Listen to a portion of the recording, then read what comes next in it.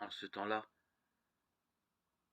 aussitôt sortis de la synagogue de Capharnaüm, Jésus et ses disciples allèrent avec Jacques et Jean dans la maison de Simon et d'André. Or, la belle-mère de Simon était au lit, elle avait de la fièvre. Aussitôt, on parla à Jésus de la malade. Jésus s'approcha, la saisit par la main et la fit lever. La fièvre la quitta, et elle les servait le soir venu. Après le coucher du soleil, on lui amenait tous ceux qui étaient atteints d'un mal ou possédés par des démons. La ville entière se pressait à la porte. Il guérit beaucoup de gens atteints de toutes sortes de maladies et il expulsa beaucoup de démons.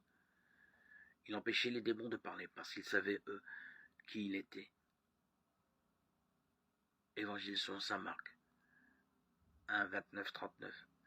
Le samedi, en sortant de la synagogue, Jésus va avec ses amis chez Simon et André. Selon la tradition juive, le dîner festif du Shabbat a lieu juste à la sortie de la synagogue.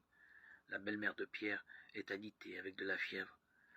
Jésus la fait lever et la fièvre la quitte. Et elle se met à leur servir le repas.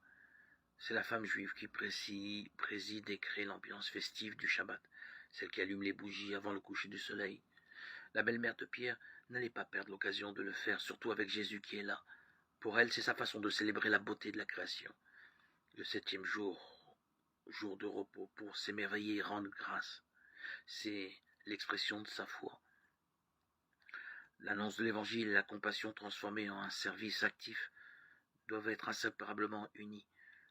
Service qui surgit spontanément quand nous trouvons ces moments de solitude, de louange et de prière pour alimenter la communion avec celui qui est la source et le but de ce que nous sommes et de ce que nous faisons.